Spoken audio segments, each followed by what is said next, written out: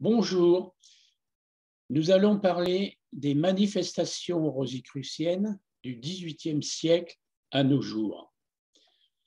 La manifestation rosicrucienne de 1614 était inspirée par le pur esprit de l'Évangile. Son but était l'offre de la lumière. La manifestation rosicrucienne se fit en particulier par de petits pamphlets, le plus souvent anonymes, distribués aux foires de Leipzig et de Francfort, véritable exposition universelle de ce temps par des affiches. La Fama commence ainsi. Nous, les frères de la fraternité de la Rose-Croix, offrons notre salut et nos prières à tous ceux qui liront notre Fama d'inspiration chrétienne. Puis, elle déclare qu'en vue d'une réforme générale, a été fondée 200 ans auparavant une fraternité secrète par le père RC dont elle raconte la vie. Mais qui sont ces mystérieux Rose-Croix? Tout ce qui va suivre fait référence à la lettre d'origine dont fut extrait, donc tout ce qui va suivre, comme j'ai dit, fut écrite par Karl von Karsosten, auteur de La nuée sur le sanctuaire à Munich en l'an 1792. Nous avons reçu ces lettres d'Allemagne, mais nous n'avons aucun renseignement sur leur auteur. Leur titre est Lettre d'un rosicrucien, écrite à Karl von Eckersosten. À certaines dates passent dans l'humanité des êtres étranges qui forcent l'admiration et l'attention de toute une époque. Ce ne sont ni des héros, ni des conquérants, ni des fondateurs de races ou des révélateurs de mondes nouveaux. Ils apparaissent, brillent, disparaissent, et le monde semble, après leur départ, ne pas avoir changé. Mais, pendant leur éclatante manifestation, tous les regards ont été invinciblement attachés sur eux.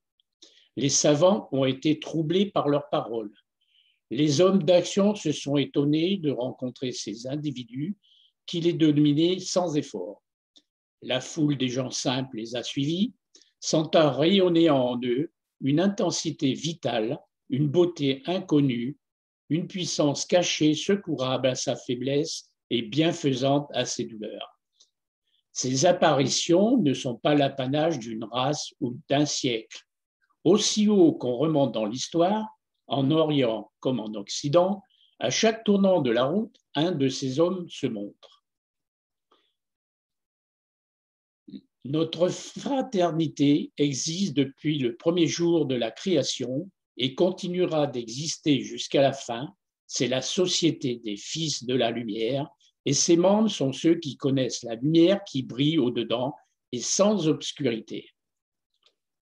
On ne doit se représenter par cette communauté aucune société secrète se rassemblant dans de certains temps, se choisissant ses chefs et ses membres et se fixant certains buts. Non, toutes les sociétés, quelles qu'elles soient, ne viennent qu'après cette communauté intérieure de la sagesse. Elle ne connaît aucune des formalités qui sont l'ouvrage des hommes. Tous les anciens sages ont étudié dans notre école et aucun n'a jamais appris la sagesse dans aucun autre endroit. Parmi ses membres sont ceux aussi qui habitent d'autres mondes distincts du nôtre. Ils répandent la vérité dans l'univers entier, mais un seul esprit les unit, et parmi eux, les différences d'opinion n'existent pas. Ils étudient tous le livre unique, et la méthode d'étude est la même pour tous. Nous n'appartenons à aucune secte. Nous n'avons pas d'ambition à satisfaire. Nous ne voulons pas être connus. Nous ne sommes pas non plus de ceux qui, écœurés de l'état actuel des choses, désirent gouverner en imposant leur opinion à l'humanité. Nous ne sommes influencés par personne, par aucun parti. Nous n'espérons pas non plus avoir des gains par nos besognes.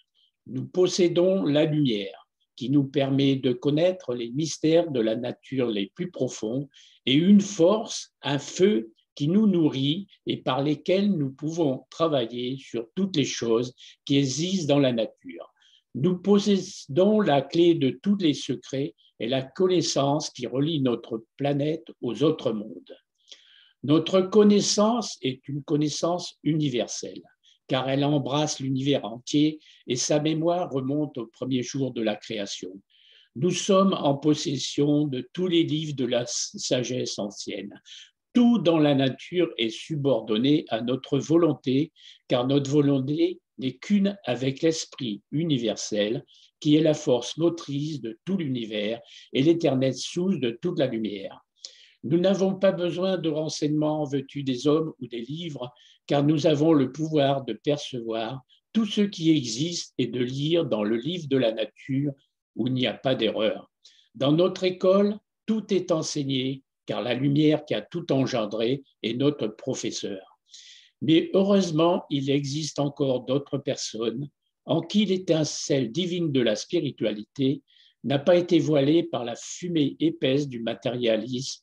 Chez certains, cette étincelle est devenue une flamme qui, grâce à l'influence du Saint-Esprit, émet une lumière qui illumine leur intellect et qui pénètre même leur corps physique de telle manière qu'un observateur sans expérience peut voir que ce sont des personnes d'un caractère inhabituel. De telles personnes existent dans différentes parties du monde et constituent une fraternité dont l'existence est connue de très peu. Elles ne désirent pas non plus que des détails concernant leur fraternité soient rendus publics, car cette nouvelle ne ferait qu'exciter l'envie et la colère des ignorants et des malveillants et mettrait en activité une force qui, bien qu'il ne faisant aucun mal aux adeptes, réagirait contre ceux qui l'ont déclenché. Les frères dont nous parlons sont inconnus du monde.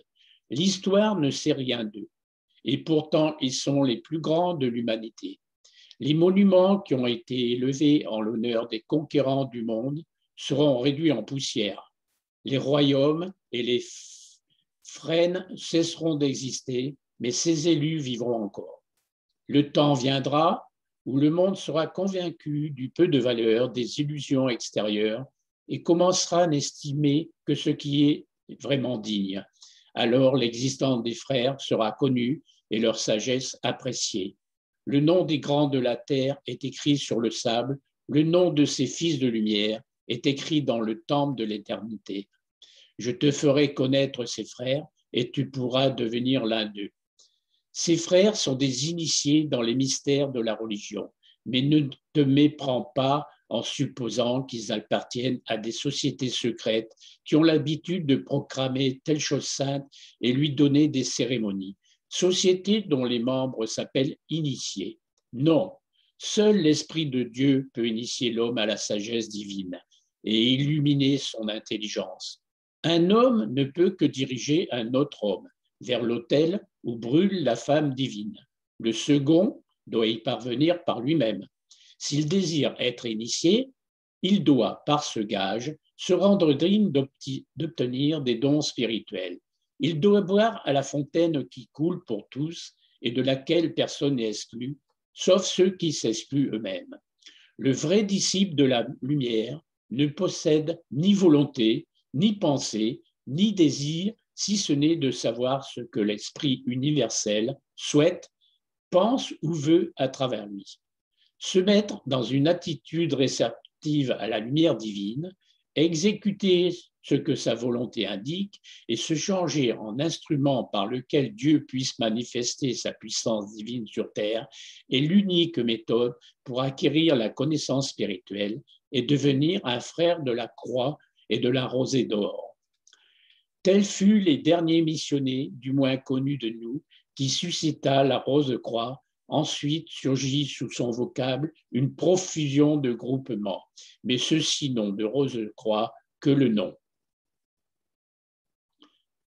Si éventuellement vous désirez en connaître un peu plus, je vous invite à aller sur mon site.